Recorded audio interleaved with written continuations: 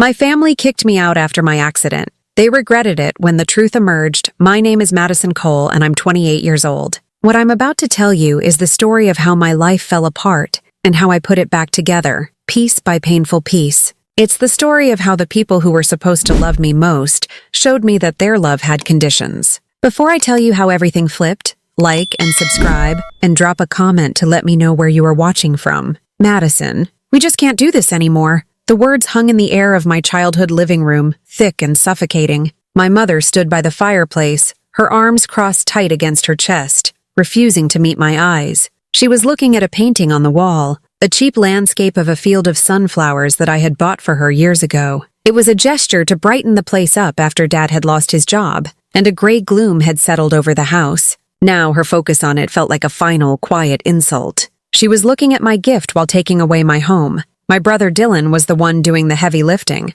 both literally and figuratively. He moved with an impatient energy, grabbing my clothes from the guest room closet and stuffing them into black garbage bags. He didn't bother folding anything. A cashmere sweater I'd saved for months to buy went in, then a pair of jeans, then the t-shirts I slept in. Each rustle of the plastic was like a final heartbeat of the life I used to have. The bags piled up near the front door, a monument to my new status as disposable. 3 weeks earlier, my world had been completely different. I was on a climbing wall at an outdoor festival, the sun warm on my back, the familiar chalk on my hands. I was an instructor, and I was good at it. I loved the feeling of finding a hold, of pulling myself higher, of seeing the world from a new perspective. But a piece of equipment failed. A carabiner clip, they told me later, had a manufacturing defect. One moment I was suspended 20 feet in the air, and the next, I was on the ground, a blinding, white-hot pain shooting through my back. The diagnosis was a fractured spine. The prognosis was cautiously optimistic. "You will walk again," the doctor had said, his voice kind but firm. "But it will take time and a lot of hard work. Rehabilitation will be your full-time job for a while." For a while. To my family, a while had already become too long. I had become an inconvenience, an obstacle, a burden. From my wheelchair, I watched them erase me from the home I had fought to keep for them. Just 3 years ago, this very house was on the verge of foreclosure. I remembered the day the notice came, the panic in my dad's eyes, the way my mom cried silently at the kitchen table. I had just received my first significant bonus from my job. Without a second thought, I had walked into the bank and paid off the arrears. I'd handed my parents the receipt, and they'd hugged me so tight I could barely breathe. "You saved us, Maddie," my dad had whispered, his voice thick with emotion. "You're our rock." Now their rock was sitting in a wheelchair, unable to even get herself a glass of water without help, and their gratitude had evaporated. It had been replaced by a quiet, simmering resentment that had grown louder with each passing day. It was in the heavy sighs from my mother when I needed help getting to the bathroom. It was in the way Dylan would roll his eyes when I asked him to grab something I'd dropped. It was in my father's stony silence, the way he'd retreat to his garage workshop for hours, unable to look at the daughter who now represented weakness. They called it a difficult decision. I'm sure they even believed it themselves. They probably sat at the kitchen table, the one I'd refinished for them as a birthday gift, and talked in hushed, pained tones about how this was for the best. "It's too hard on all of us," I could imagine my mother saying. "We're not equipped for this," my father would add. They would have convinced themselves they were doing a pragmatic, necessary thing. But as I sat there, the hum of the electric wheelchair motor the only sound I was making, I knew what to call it. It was a betrayal. It was the coldest, cruelest thing I had ever experienced. They were looking at my broken body and seeing only their own discomfort. They weren't just asking me to leave their house. They were asking me to take my brokenness somewhere else, so they wouldn't have to look at it anymore. The garbage bags were full. Dylan tied the last one with a sharp tug. "That's everything, I think," he said. Not to me, but to Mom. He dusted his hands off on his jeans, a gesture of finality. It was done. I was packed up like trash, ready to be taken out. I stared at the front door, the very door I had run through countless times as a child, the door I had walked through with a check that saved their future. I realized, with a clarity that was as sharp and painful as the initial injury, that I was no longer a part of this family. I was just a problem they had finally decided to solve. Before the accident, I wasn't just a part of the family. I was its engine. I was the one who made things work, the one who smoothed over the rough patches, the one they called when things went wrong. I didn't mind it. I loved them, and I thought their reliance on me was a form of love in return. I thought it meant I was valued, that I was essential. I was so wrong. I remembered the evening Dad lost his job at the factory. He came home looking smaller, his shoulders slumped, the color drained from his face. He sat at the dinner table and just stared at his hands, unable to speak. Mom was frantic, immediately spiraling into worst-case scenarios about losing the house and having to move. Dylan, who was in his first year of college, just looked worried, probably thinking about his own future. I was the one who sat down next to Dad, put my arm around him and said, "It's going to be okay. We're a team. We'll figure it out." And we did. Or rather, I did. I took on extra shifts, started a side gig doing freelance outdoor safety consulting, and cut back on all my own expenses. When the property tax bill arrived a few months later, there was no money to pay it. The panic returned to the house, a familiar, unwelcome guest. I didn't let it stay long. I took the last of my personal savings, the money I had been carefully setting aside for a down payment on a small condo of my own, and paid the bill. I didn't tell them what it cost me. I just told them it was handled. My mother had hugged me, relief washing over her face. "What would we do without you, Maddie?" she'd said. It was a question I was now asking myself. It wasn't just the big things. It was the constant everyday support. Mom had always dreamed of starting her own small catering business, making her signature pies and cakes for local events. It was a beautiful dream, but she had no idea where to start. So I became her business partner. I spent my weekends building her a website, designing menus, and setting up her social media pages. I invested $1,000 of my own money for professional-grade baking equipment. When she got her first big order for a town wedding, she was overwhelmed. I took a week off work to help her prep, bake, and deliver everything. I was her unpaid employee, her business manager, and her biggest cheerleader. Then there was Dylan. My younger brother had his heart set on a private university with a great engineering program. It was expensive, far more than my parents could afford, even before Dad lost his job. Dylan was smart and deserved the chance. So I made another sacrifice. I sat him down and told him I would cover the shortfall for his tuition. "Just focus on your studies," I told him. "I've got this." For 4 years, a significant portion of my salary went directly to his college. He'd call me, excited about his projects and his grades, and I'd feel a swell of pride. I was investing in his future. I thought I was investing in our family. But now, in the aftermath of my accident, all of that history seemed to have been erased. My value had been tied to my utility, and my utility was gone. Suddenly, I was the problem, the expense, the crisis that nobody wanted to solve. Their excuses were delivered with a gentle, almost apologetic tone, which somehow made them even more cruel. "It's about space, sweetheart," Mom said, wringing her hands. "Dylan needs the guest room for his new home office. He's starting his career now, you know? He needs a dedicated place to work. The guest room. It was my old bedroom, the one I'd grown up in. They'd kept it mostly the same after I moved out, and I stayed there whenever I visited. The idea that Dylan's need for a desk was more important than my need for a place to recover was staggering. He could have used the dining room table or a corner of the basement. The excuse was so thin it was transparent. Dad's reasoning was money. "We just can't afford all these medical bills, Maddie," he said, looking at a spot on the floor just past my wheelchair. "And all the modifications the house would need. A ramp, grab bars in the bathroom. It's just too much for us right now." He said it like he was the reasonable one, the one making the tough but logical choice. But he knew, and I knew, that my insurance was actually quite good. It covered the bulk of my hospital stay and my upcoming rehabilitation. I had already looked into grants for home modifications. The money wasn't the real issue. The real issue was the effort. They didn't want to do the work. They smiled when they said these things. They patted my shoulder. They spoke to me in soft, pitying voices. But their eyes were cold. It was the kind of calculated kindness that is more brutal than open anger. They had weighed the cost of keeping me against the convenience of removing me, and I had lost. The love I thought was unconditional was, it turned out, entirely transactional. My account was overdrawn. I could no longer carry them, so they were dropping me. They expected a scene. I could see it in the way they stood, braced for a storm. My mother was fidgeting with the sleeve of her blouse. My father had his hands shoved deep into his pockets, and Dylan was lingering by the door, ready to make a quick exit. They were anticipating tears, shouting, pleading. They thought I would break down, that I would beg them to reconsider, that I would remind them of everything I had ever done for them. They assumed I had nowhere else to go, that their rejection would leave me utterly stranded and helpless. So when I looked up from my wheelchair and smiled, the reaction was immediate and profound. It wasn't a happy smile. It was a smile born of a deep, sudden, and ice-cold understanding.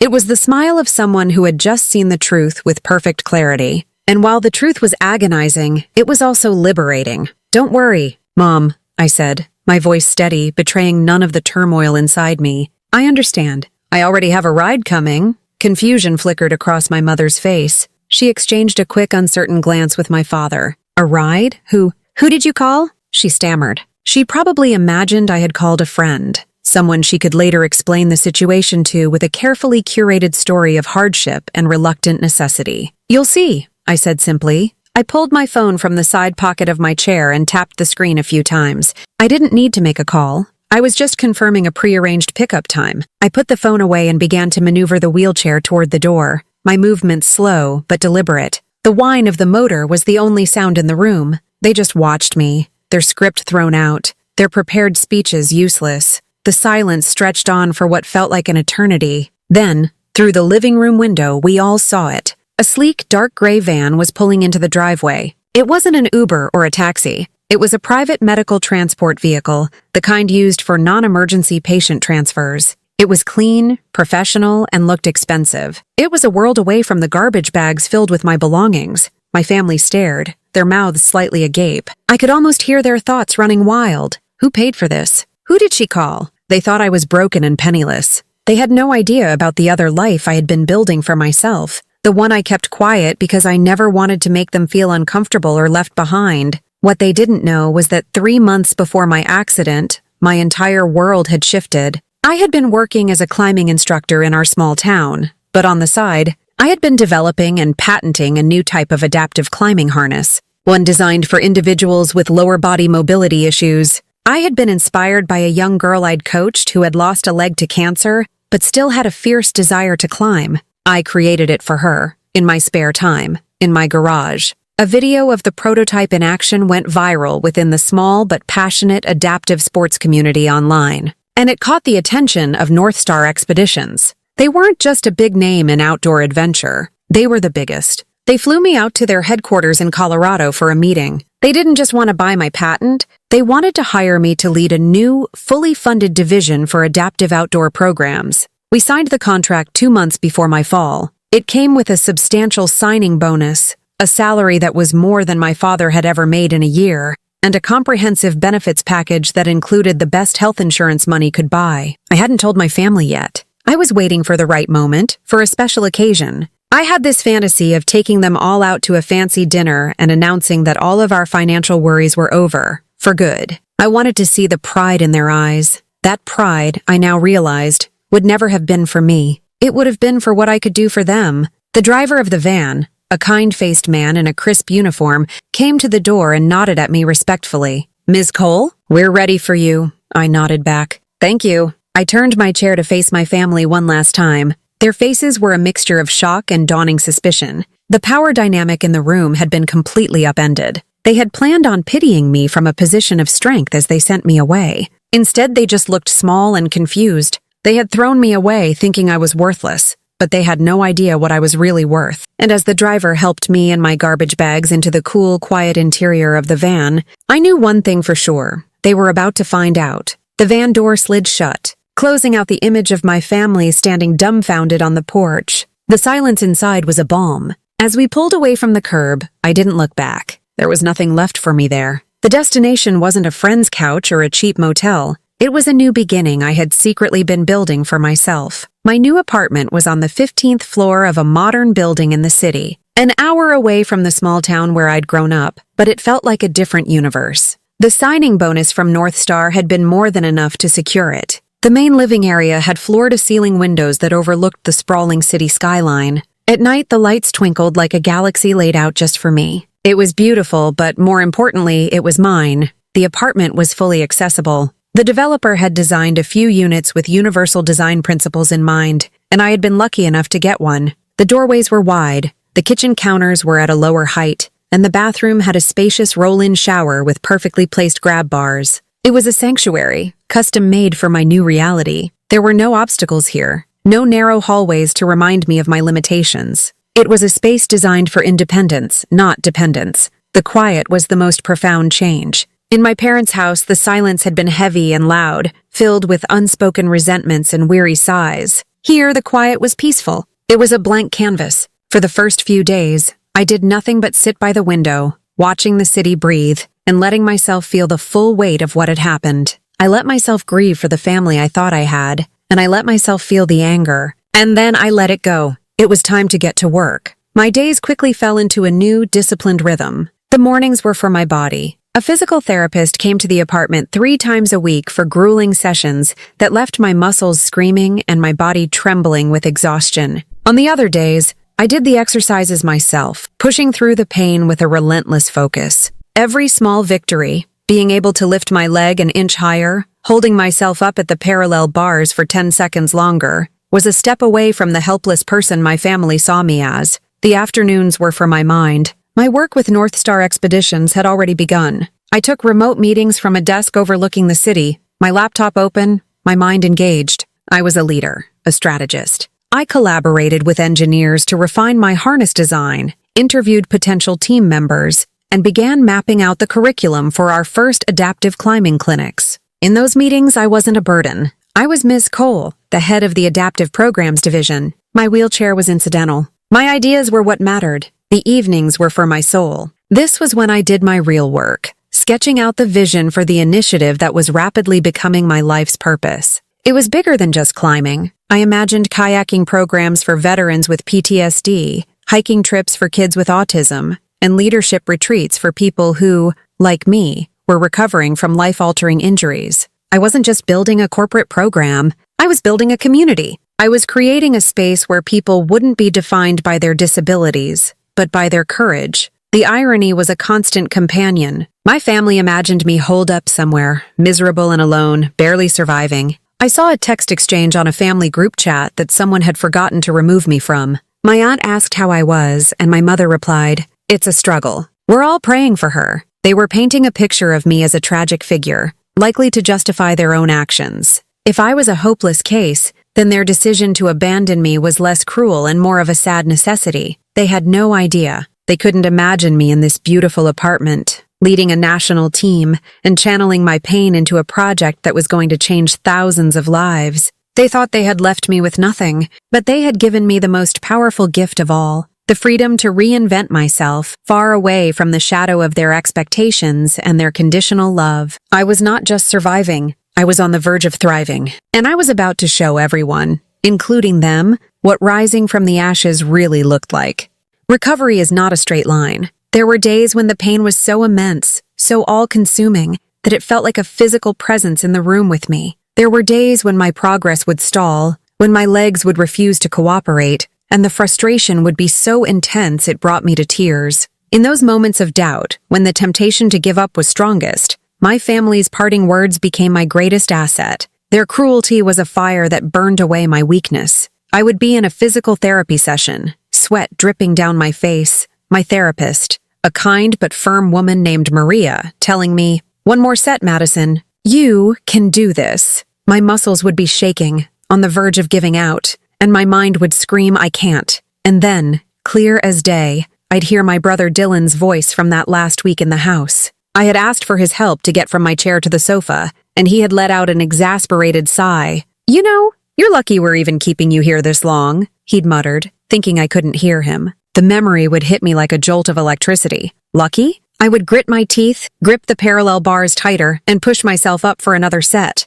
I wasn't lucky. I was strong, and I would show him. I would show them all. There were other memories, too. Small cutting remarks that had sliced me open at the time, but now served as scar tissue, tough and resilient. One evening, I had been trying to help Mom in the kitchen, attempting to chop vegetables from my wheelchair. My hands were still weak and I dropped the knife. It clattered loudly on the tile floor. My mother didn't yell. She didn't get angry. She just let out a long, weary sigh and said, "Oh, Maddie, you used to be so capable." Her pity was worse than any anger. It was a dismissal of who I was now, a constant comparison to who I used to be. Now, when I was working late into the night on a complex business proposal for North Star, and my eyes were blurry with fatigue, I would hear that sigh. Capable? I would take a deep breath, reread the paragraph, and find the right words. I would prove that my capabilities had not been lost. They had simply been transformed. Their cruelty became my motivation, but not in the way they might have imagined. I wasn't plotting revenge. I wasn't dreaming of the day I could rub my success in their faces. My goal wasn't to make them suffer. It was to make their opinion of me irrelevant. I was working toward a life so full, so meaningful, and so independent that their chapter in my story would become nothing more than a footnote. Their betrayal was the catalyst, but the journey was entirely my own. I was fighting for my freedom. Freedom from their judgment, freedom from their pity, and freedom from the lingering pain of their rejection. 6 months after they had packed my life into garbage bags, a milestone arrived. It wasn't a big, flashy event. It happened on a quiet Tuesday morning in the therapy room of my apartment building. I was standing between the parallel bars, my legs encased in heavy carbon fiber braces. Maria stood a few feet away, her expression encouraging. "Okay, Madison," she said softly. "Just one step." I took a deep, shaky breath. I put all my focus on my right leg. I told it to move, to lift, to step forward. For a moment, nothing happened. And then slowly, agonizingly, it did.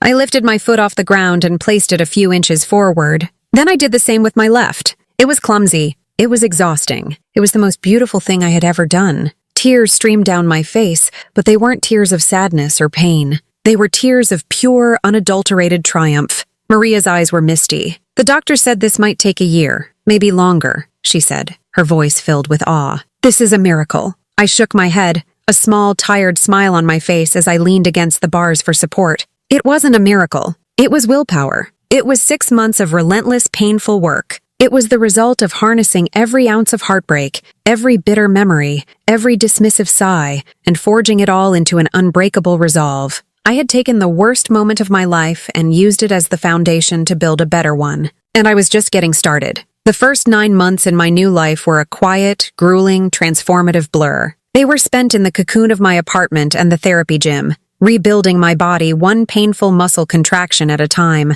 The world knew nothing of my struggle, and that anonymity was a gift. It allowed me to heal without scrutiny, to fight my battles in private. But the work I was doing with North Star Expeditions was never meant to stay private. Its entire purpose was to be shared. The day of the official launch felt like my own personal re-emergence into the world. We held the press conference at a beautiful, accessible lookout point in a national park just outside Denver. The air was crisp and smelled of pine, and the mountains stood behind the podium like ancient, silent witnesses. I was terrified. It was one thing to lead a Zoom meeting from my desk. It was another to stand in front of a bank of news cameras, my leg braces feeling heavy and conspicuous under my slacks. For a moment, a wave of the old fear washed over me. What if I stumbled? What if my voice shook? What if they saw the weakness, not the strength? Then I looked out at the small crowd we had invited. In the front row were the first 10 participants of our pilot program. There was a young man named Leo who had lost a leg in a motorcycle accident,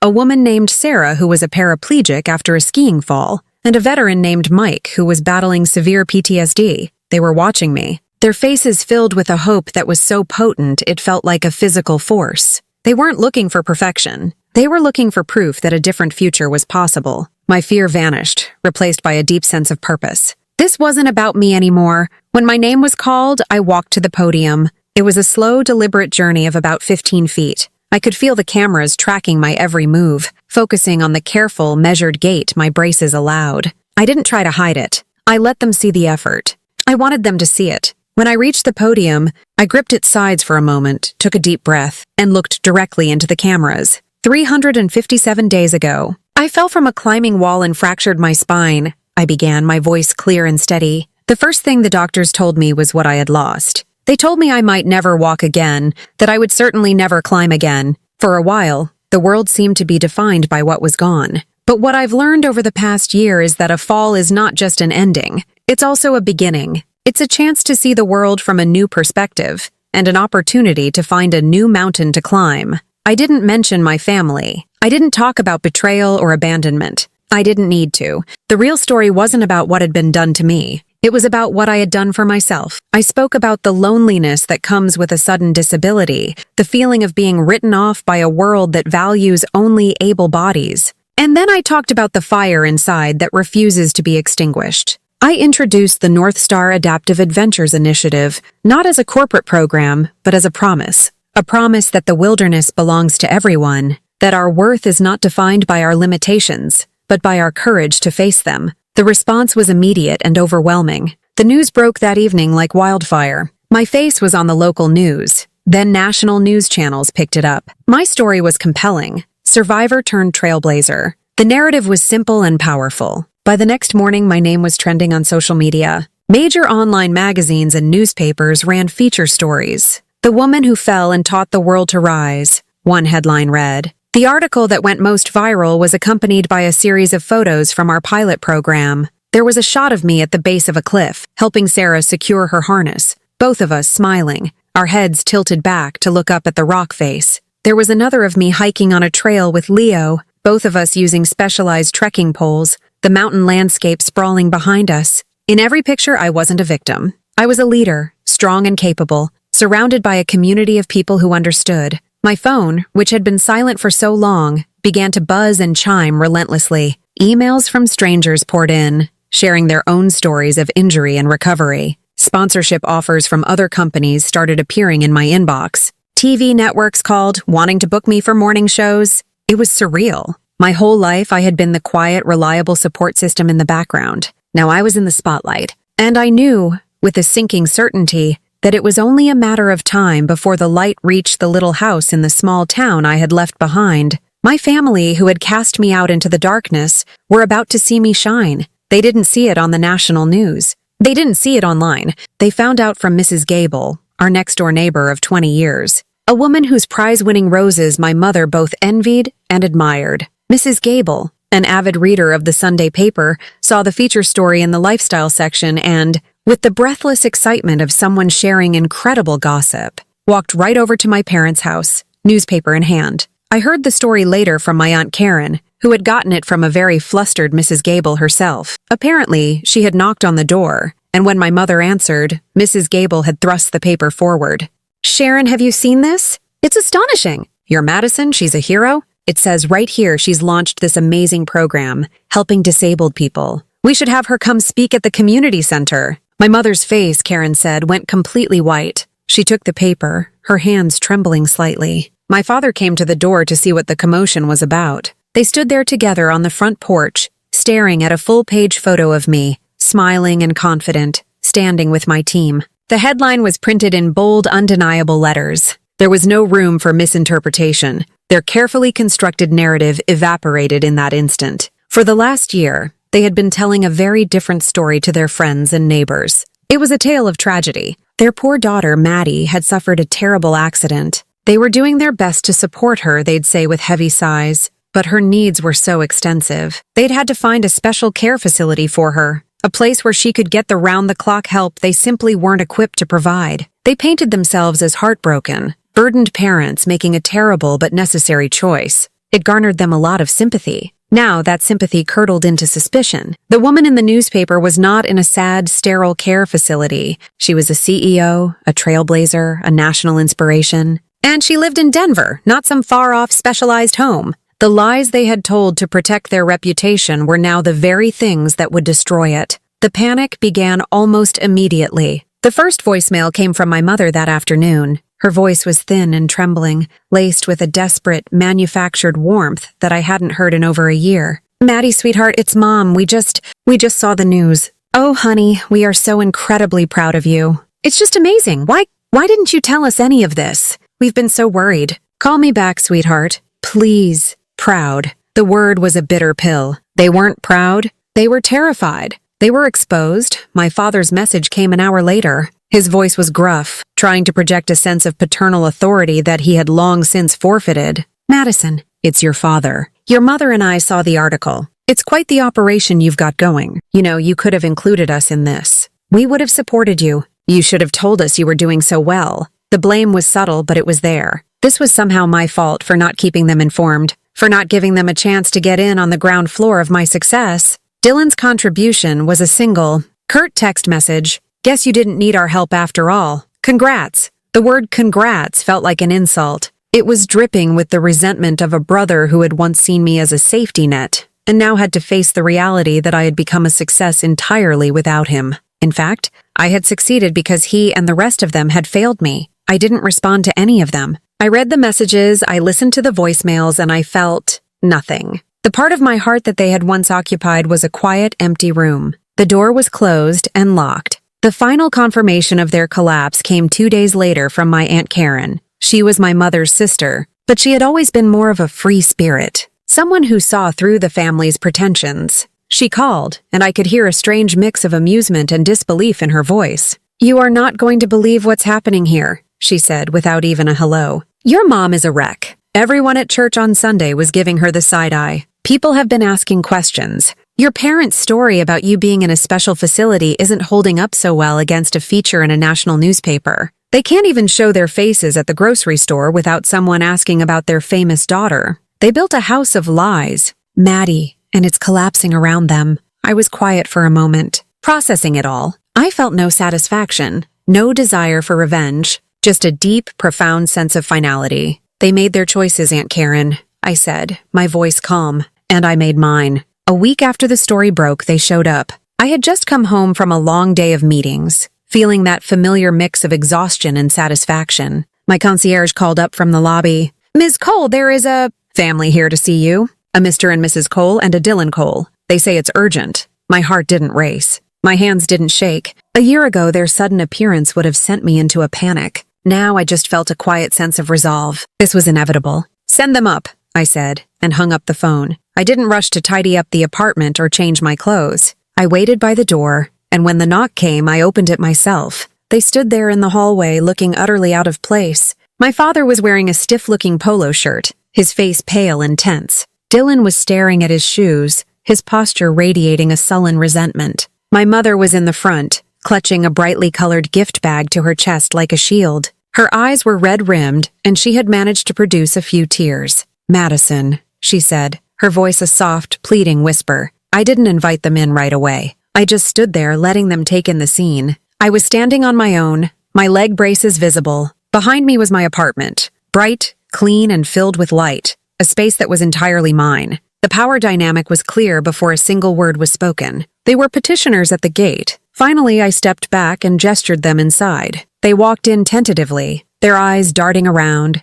taking in the floor-to-ceiling windows and the stunning view of the city. They looked like tourists in a foreign country. They had imagined me in a place of squalor and desperation. This reality was clearly a shock to their system. My mother finally broke the awkward silence. "Oh, Maddie, this place is beautiful," she said, her voice trembling. She held out the gift bag. "We brought you something." I didn't take it. I just looked at her. "Why are you here?" I asked. My tone wasn't angry or accusatory. It was a simple, direct question. The tears in her eyes began to fall in earnest. "Please, Madison," she said, her voice cracking. "We made a mistake. A terrible, terrible mistake. We want to make things right." I walked slowly over to the vast window, the city lights beginning to sparkle as dusk settled. I gestured toward the view below. "You kicked me out when I couldn't walk," I said calmly, my voice even. "You packed my clothes in garbage bags because you couldn't be bothered to care for me. You told your neighbors I was in a facility because you were ashamed. And now," I turned to face them,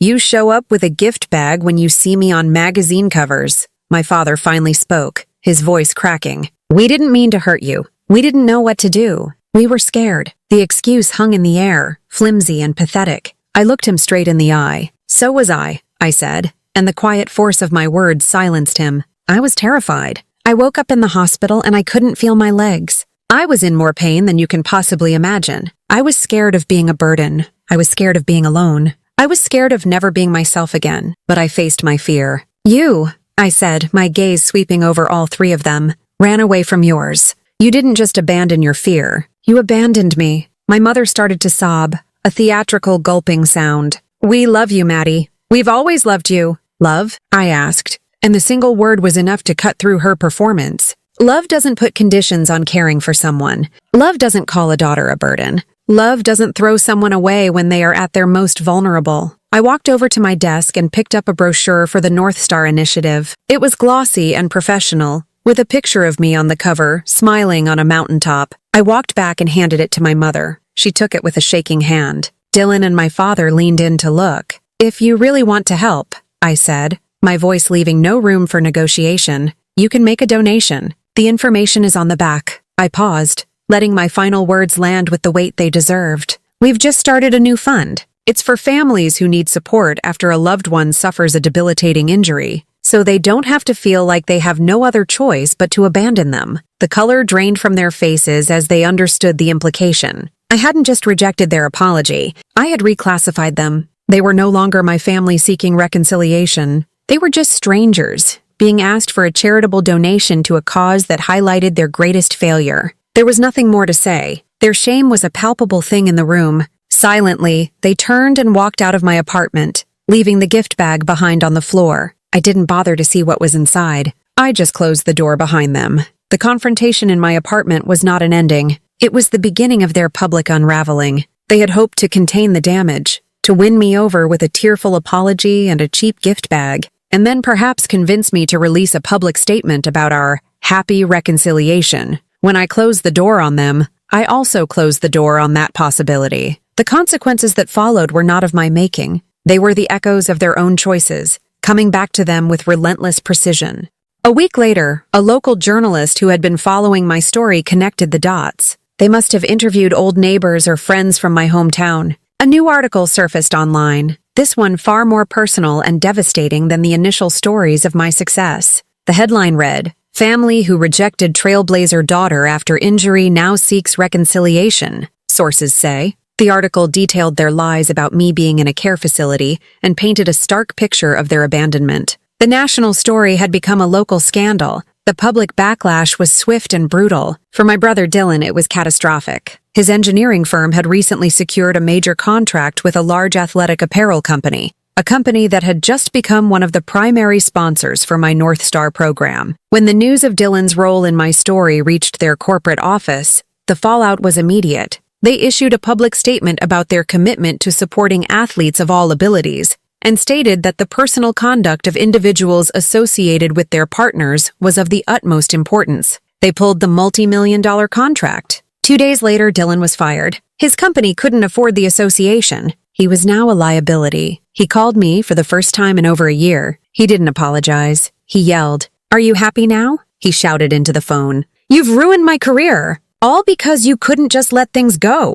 I listened to his tirade without saying a word. He was still blaming me, still unable to see that his own actions, stuffing my clothes into garbage bags, rolling his eyes at my needs, treating me like a nuisance, were the cause of his downfall. When he finally ran out of breath, I said one thing, "Goodbye, Dylan," and I hung up. My mother's catering business, her small source of pride, crumbled next. It was a business built on local relationships and reputation. In a small town, gossip travels faster than any news bulletin. Her clients, many of them women from her church and social circles, began to cancel their orders. A baby shower was called off, a birthday party order was rescinded, and the lucrative contract she had to supply pastries for the weekly town council meetings was not renewed. No one said why directly. They offered polite, flimsy excuses. But the message was clear. How could the woman who abandoned her own daughter be trusted to cater their most cherished family events? The weight of the town's silent judgment was too much. Within 2 months, her business was gone.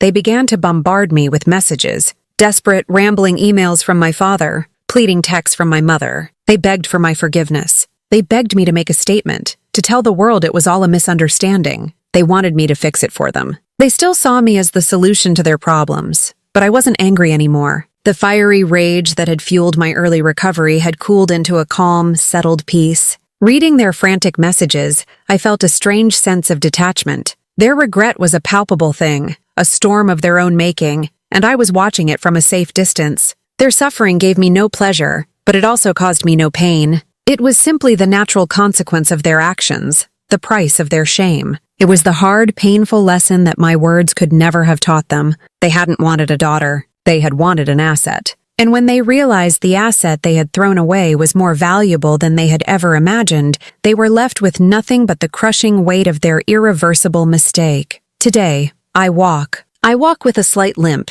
and on bad days the braces are a necessity. Each step is a conscious effort, a reminder of the fall. But it is also a reminder of the climb back up. I walk through my office at North Star. I walk the accessible trails in the Rockies, and I walk onto stages to share my story. Every step feels like a victory. I stand in front of new climbers now, people in wheelchairs, people with prosthetic limbs, people carrying invisible wounds. I see the same fear in their eyes that I once saw in my own. I see the world that has told them no, and I make it my mission to be the person who shows them the path to yes. Your worth is not measured by who stays beside you when you fall, I tell them, and my voice never wavers. It is measured by how high you climb when you decide to rise. I did eventually forgive my family. It wasn't a dramatic, tearful reunion. It was a quiet, personal decision I made for myself, alone in my apartment one evening while watching the city lights. I forgave them to free myself from the last remaining anchor of bitterness. I forgave them so that I could move forward completely, without their ghost trailing behind me. But forgiveness and reconciliation are two very different things.